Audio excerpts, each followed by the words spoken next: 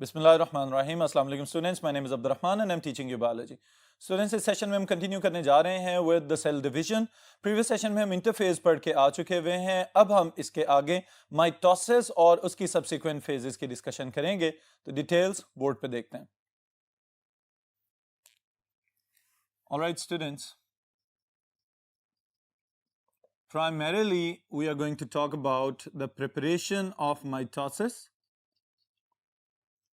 Alright, अब mitosis को अगर हम डिफाइन करना चाहें यहां पे, तो we can define that mitosis is a type of cell division in which one cell divides into two and the two daughter cells have the same chromosome number as it was present in the parent cell. यानी कि एक cell तकसीम होगा और दो daughter cells बनेंगे, और जो दो डॉटर सेल्स बन रहे हैं इन दोनों के अंदर क्रोमोसोम्स की तादाद सेम रहेगी जैसे कि पेरेंटल सेल में मौजूद थी। तो इसका मतलब यह हुआ कि माइटोसिस सबसे पहली चीज क्या कर रही है, it is ensuring the equal distribution of the genetic material. Alright, तो इसको डिफाइन करते हैं और साथ ही इसकी ये वाली सिग्निफिकेंस मेंशन करते हैं बोर्ड के ऊपर। The type of cell division in which one cell divides into two daughter cells, all right, and the number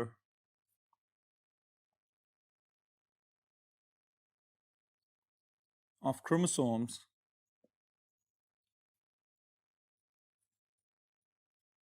in daughter cells remains same as that in parent cell। Alright students, ये तो हमने इसकी definition लिख ली। Significance में हम क्या शामिल करेंगे? This cell division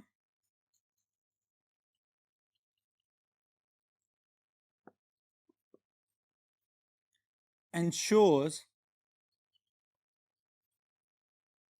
equal division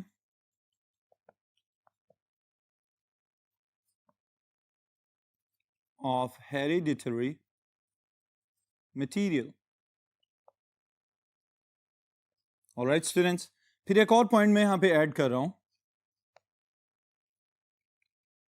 it can take place both in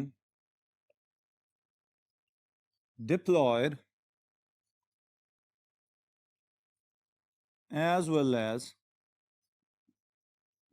haploid cells।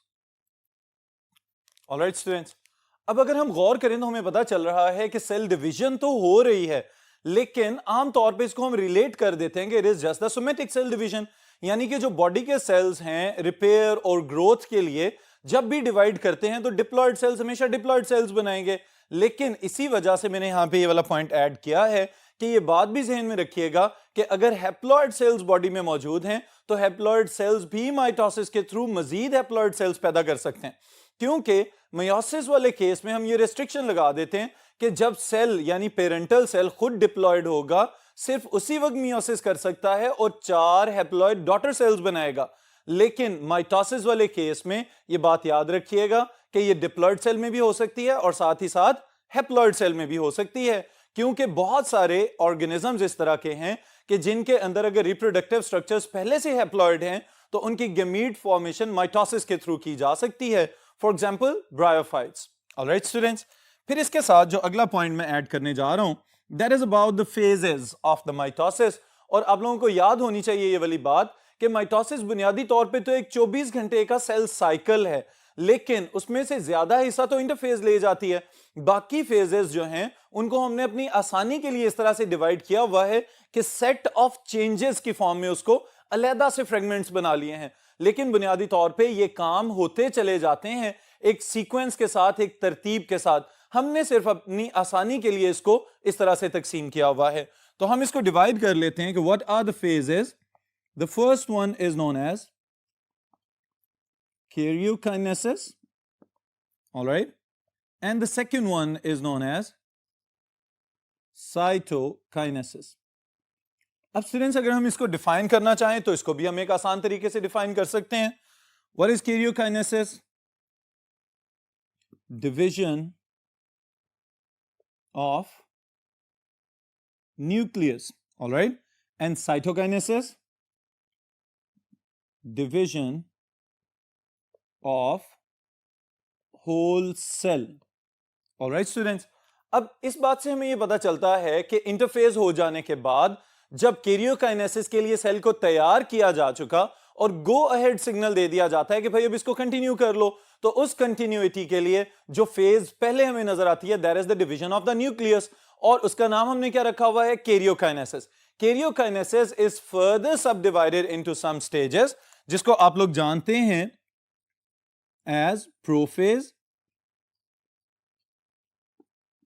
Metaphase, anaphase and telophase, all right, and these are the stages or substages of karyokinesis. all right students, अब ये जितनी भी stages जिनकी हम बात कर रहे हैं, prophase, metaphase, anaphase and telophase, ये कैरियोकाइनेसिस का हिस्सा हैं.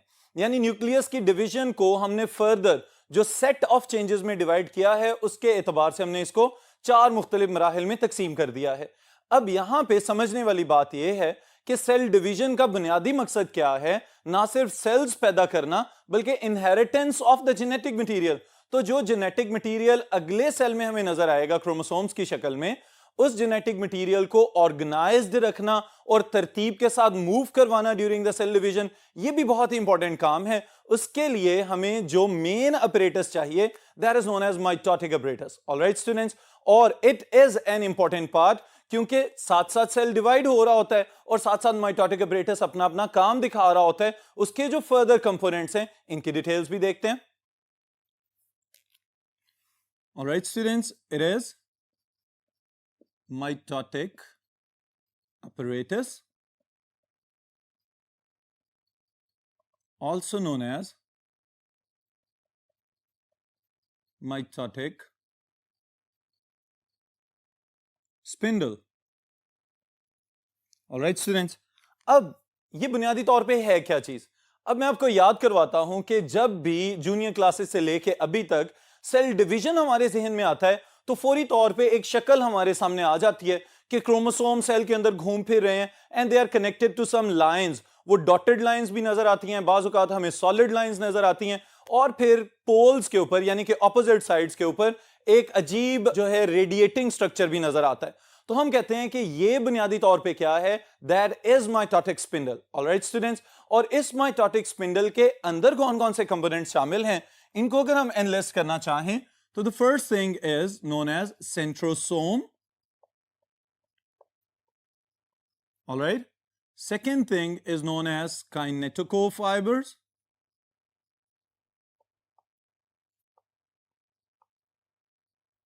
all right, third one are polar microtubules. यहां पे ये भी याद रखिएगा, kinetochore fibers are also known as kinetochore microtubules. all right students, and then the esters or esteral microtubules.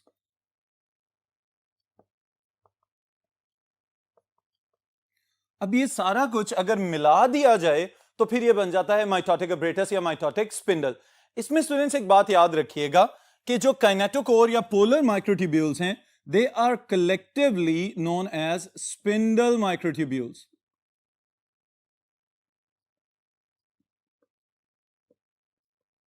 यानी असल में ये क्या है, स्पिंडल माइक्रोट्यूब्यूल्स यानी माइटोटिक स्पिंडल बनाने वाले मेन माइक्रोट्यूब्यूल्स. ऑलराइट, और फिर इनको फर्दर डिवाइड कर दिया गया है इनटू काइनेटोकोर फाइबर्स और माइक्रोट्यूब्यूल्स और साथ ही साथ पोलर माइक्रोट्यूब्यूल्स.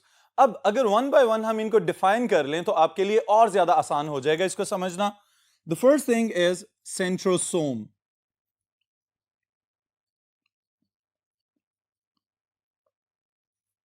जी स्टूडेंट्स, सेंट्रोसोम देखने में आपको शायद एक नई चीज लगे, लेकिन ये बात याद रखिएगा कि ये चैप्टर नंबर 4 ऑफ पार्ट 1 और 21st चैप्टर जो आपका पार्ट 2 का है, इसको मिला के जब एमडी कैट के सिलेबस में शामिल किया जाता है तो this is a significant structure. और ये है क्या, इसको अगर डिफाइन करें, अ सब cellular structure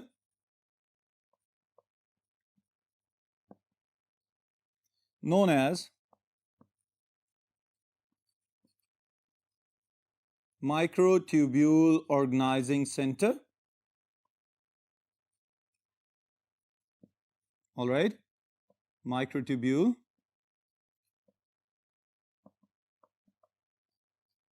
organizing center comprising of two barrel-shaped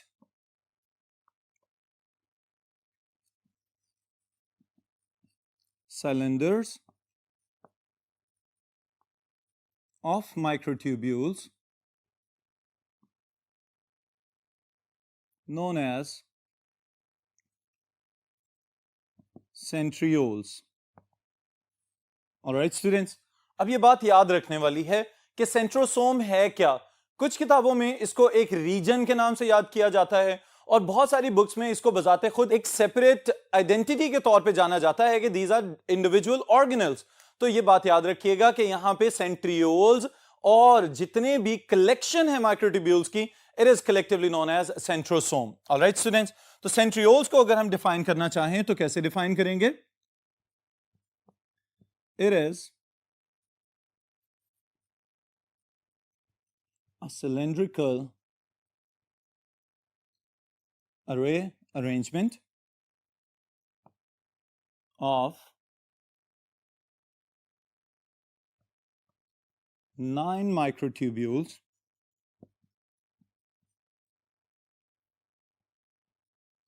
each of the 9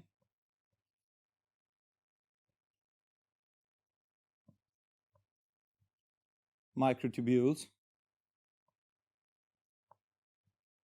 are further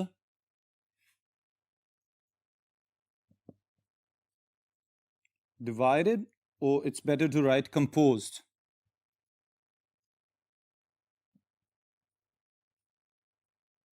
of 3 tubules.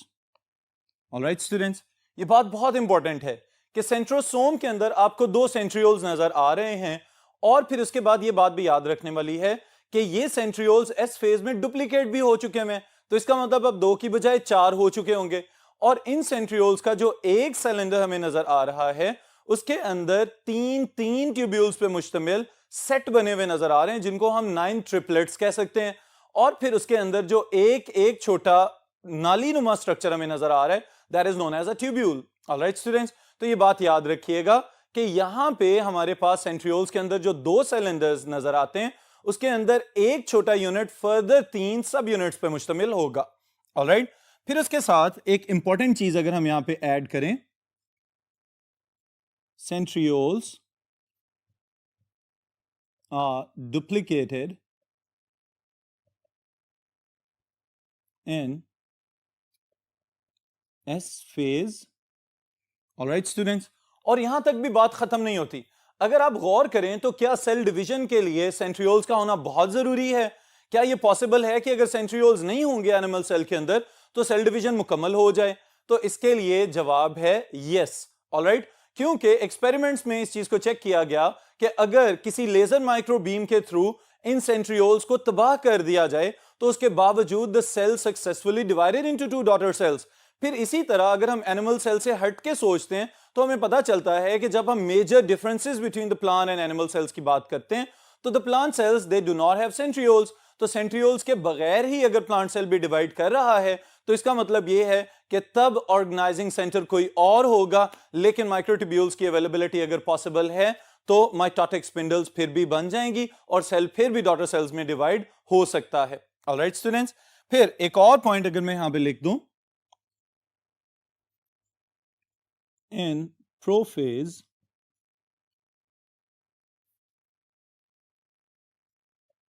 in the beginning of prophase, centrioles start to migrate to opposite poles. Alright students, अब ये जुमला क्यों लिखा गया है? क्योंकि बुनियादी तौर पे जैसे कुछ निशानियां हैं कि सेल डिवाइड होने जा रहा है, तो ये वाले स्ट्रक्चर्स जो न्यूक्लियर एनवेलप की बाहर वाली साइड पे कहीं नजर आ रहे होते हैं, ये आहिस्ता आहिस्ता मूव करना शुरू हो जाते हैं टुवर्ड द ऑपोजिट पोल्स, और इसको हम कहते हैं now they have created the bipolarity. और बायपोलैरिटी बन जाने का मतलब ये होता है कि अब जो अंदर क्रोमेटिन मटेरियल वगैरह था वो कंडेंस होके क्रोमोसोम की शक्ल में नजर आएगा और सेल डिवीजन की जानिब जाना शुरू हो जाएगा. माइटोटिक स्पिंडल को एस्टेब्लिश कर दिया जाएगा. और जब इसकी एस्टेब्लिशमेंट की बात आती है तो यहां पे हमें 3 सेट्स ऑफ माइक्रोट्यूब्यूल्स का जिक्र करना पड़ता है, जिनको अभी हमने ऊपर यहां पे लिखा हुआ था: astral microtubules, polar microtubules and kinetochore microtubules. जी students, the first one are astral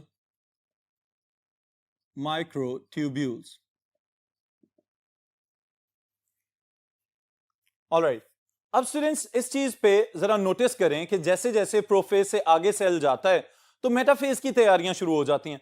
तो मेटाफेज के आगाज को समटाइम्स प्रो मेटाफेज कहा जाता है. प्रो मेटाफेज के अंदर हमें पता चलता है कि सेंट्रियोल्स आहिस्ता आहिस्ता पोल्स की जानिब जो गए थे वो वहां पे जाके अपने आप को फिक्स करते हैं एक पोजीशन पे, और फिर उसके बाद उनमें से कुछ रेडिएशंस निकलती हुई नजर आना शुरू हो जाती हैं. बिल्कुल इसी तरह लग रहा होता है कि जैसे वहां से कुछ शुआएं एमिट होना शुरू हो गई हैं. वो बुनियादी तौर पे क्या होते हैं? They are the short microtubules known as astral microtubules. Alright,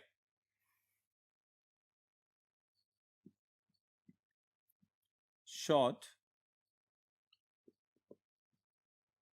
microtubules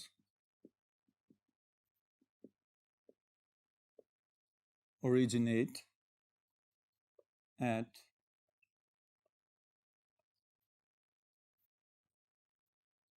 prometaphase, all right, and then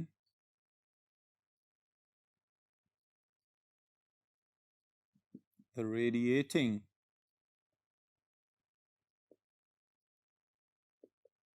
microtubules are called astral microtubules. अब आपके जहन में एक ये सवाल आना चाहिए कि अगर ये पोल्स की तरफ जा चुके हैं तो इसका मतलब इन्होंने बायपोलैरिटी तो कायम कर दी, लेकिन बायपोलैरिटी कायम करने के साथ अब इनका क्या कोई और फंक्शन भी है? तो यस, क्या करेंगे ये बात भी याद रखिएगा. They grow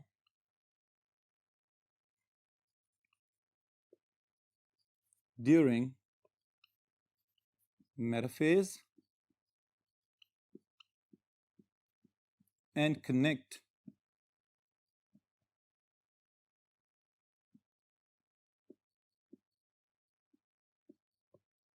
plasma membrane.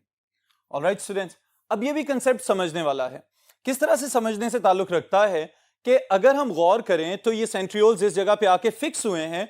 Fix होने के बाद आहिस्ता आहिस्ता क्या होगा? इनमें से पोलर माइक्रोट्यूब्यूल्स और काइनेटोकोर माइक्रोट्यूब्यूल्स यानी कि स्पिंडल माइक्रोट्यूब्यूल्स निकलना शुरू हो जाएंगे.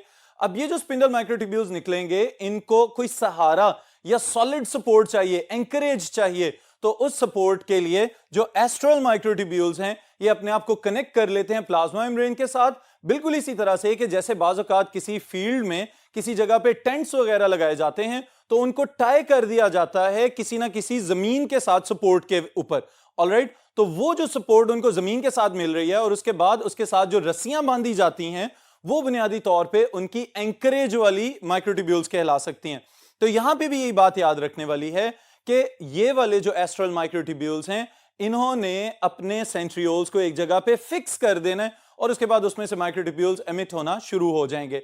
अब जो माइक्रोट्यूब्यूल्स क्रोमोसोम्स की तरफ और एक दूसरे की जानिब जाना शुरू हो गए, इनको हम क्या कहेंगे? इसके लिए भी स्टूडेंट्स याद रख लें. The first one are known as kinetochore microtubules.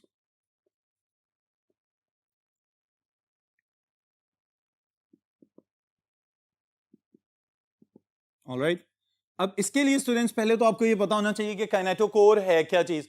Kinetochore हम इस चीज को कहते हैं कि जो क्रोमोसोम्स के सेंट्रोमेयर वाले रीजन्स हैं वहां पे स्पेशलाइज्ड प्रोटीन्स आके स्पेशल अरेंजमेंट के तौर पे डीएनए के मखसूस पॉइंट्स के ऊपर अटैच हो जाते हैं, उसको हम कहते हैं काइनेटोकोर। ऑलराइट, तो काइनेटोकोर के ऊपर जो फाइबर्स जाके अटैच होंगे वो स्पिंडल माइक्रोट्यूब्यूल्स जो सेंट्रियोल्स की जानिब से ग्रो करना शुरू हुए और आके ऑपोजिट फेसेस वाले काइनेटोकोर्स के ऊपर अटैच हो गए, उनको हम कहते हैं these are the kinetochore microtubules.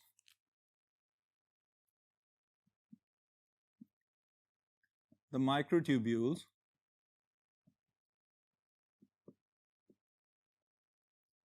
that attach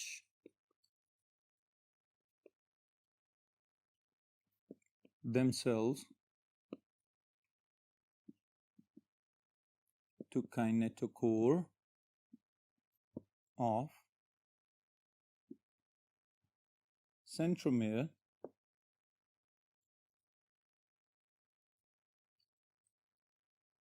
of chromosomes. All right, students, ये हैं kinetochore microtubules. It is one of the type of the spindle microtubules. All right, second type कौन सी है जिसका हमने यहाँ पे जिक्र करना है? They are known as polar microtubules.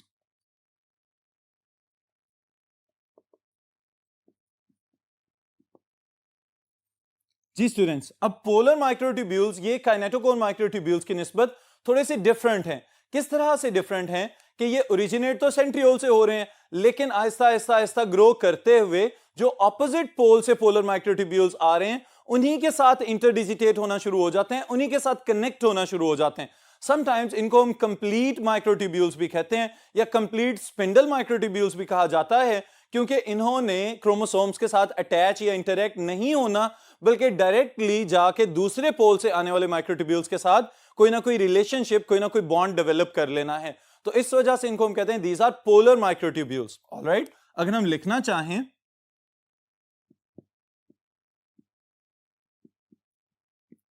The microtubules that do not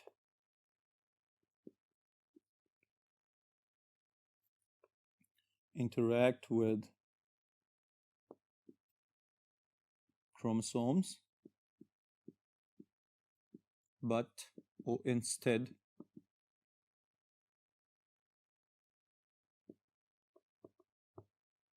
interdigitate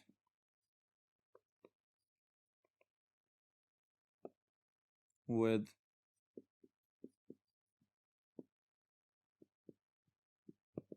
polar microtubules of opposite pole. Alright students, इसी वजह से इनका नाम हमने रख दिया है पोलर माइक्रोट्यूब्यूल्स। फिर स्टूडेंट्स यहां पे एक और चीज मैं ऐड करने जा रहा हूं आपके लिए जो कि बहुत ही ज्यादा इंपॉर्टेंट है। They are known as aurora kinases.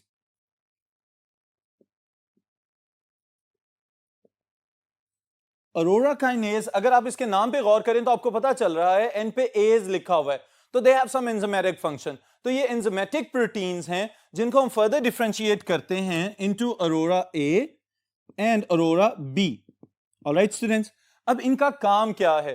क्योंकि ये सारा प्रोसेस जो माइटोटिक स्पिंडल या माइटोटिक अपरेटस वाला हम पढ़ के आए हैं, इसके अंदर क्रोमोसोम्स को अलाइन करना, उनको सेट करना, सेंट्रोसोम्स की मूवमेंट को कंट्रोल करना, सेंट्रियोल्स को एक जगह पे फिक्स करना, ये सब चीजें एररलेस होनी चाहिए। तो इन सब चीजों की करेक्शन को कौन मॉनिटर कर रहा होता है? These are the specialised enzymes known as aurora kinases. Alright,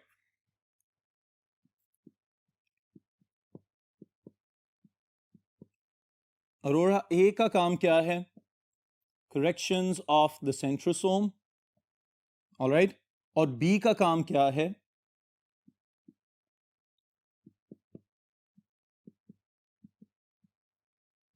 kinetochore fibres की correction.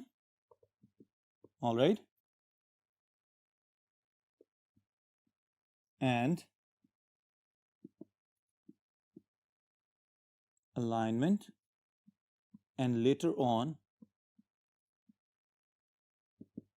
segregation of chromosomes. All right students, ये बात बहुत ही इंपॉर्टेंट है कि बुनियादी तौर पे सेल डिवीजन जो हो रही है, उस सेल डिवीजन में माइक्रोट्यूब्यूल्स का ग्रो करना, श्रिंक करना, पोलर माइक्रोट्यूब्यूल्स का एक्सटेंड होना, सेल को एनलार्ज कर देना, ये सारी चीजें कौन कंट्रोल कर रहा है? Mitotic spindle. ऑलराइट, और माइटोटिक स्पिंडल को कौन मॉनिटर कर रहा है? They are the aurora kinases, जिनकी दो टाइप्स मैंने यहां पे मेंशन की हैं। अब स्टूडेंट्स यहां पे एक और चीज जो अरोरा बी की बहुत ज्यादा इंपॉर्टेंट हमें नजर आ रही है, वो क्या इंपॉर्टेंट चीज है कि असल में जब क्रोमोसोम्स ने सेग्रीगेट होना है, अलग अलग होना है एक दूसरे से, तो उस वक्त इस चीज को भी इंश्योर करना है कि क्या क्रोमोसोम्स इक्वली डिवाइड हो रहे हैं, कहीं कोई क्रोमोसोमल एबरेशन के चांसेस तो नहीं रह रहे। तो इस चीज को नोट करना ये भी अरोरा काइनेजेस के सुपुर्द कर दिया गया है। अब इन सब चीजों को अगर हम एक जगह पे कंक्लूड करना चाहें तो आपको इस चीज का अंदाजा होना चाहिए कि माइटोसिस एक important type of cell division है। उसकी कैरियोकाइनेसिस के जितने भी स्टेप्स हम अभी पढ़ेंगे, prophase, metaphase, anaphase and telophase, उसके दौरान जो क्रोमोसोम्स की अलाइनमेंट है, जो क्रोमोसोम्स की मूवमेंट है, जो ये सेल के अंदर माइटोटिक अपरेटस की अपना साइज जो न्यूक्लियस से भी बड़ा हो जाता है, इन सब चीजों को रेगुलेट करना, मॉनिटर करना, these are really really important steps. और ये माइटोटिक अपरेटस का ही कमाल है कि सेल की डिवीजन के आगाज से लेके एट द एंड जो एनिमल सेल की साइटोकाइनेसिस के टाइम सेल पिंच ऑफ होके एक दूसरे से अलग अलग हो जाते हैं, उस स्टेप तक माइटोटिक स्पिंडल ने ही इन सारी स्टेजेस को कंट्रोल और रेगुलेट किया हुआ है। ऑलराइट स्टूडेंट्स, कैरियोकाइनेसिस की बाकी स्टेजेस को इंशाअल्लाह ताला कमिंग सेशन में डिस्कस करेंगे। आज के लिए अल्लाह हाफ़िज़।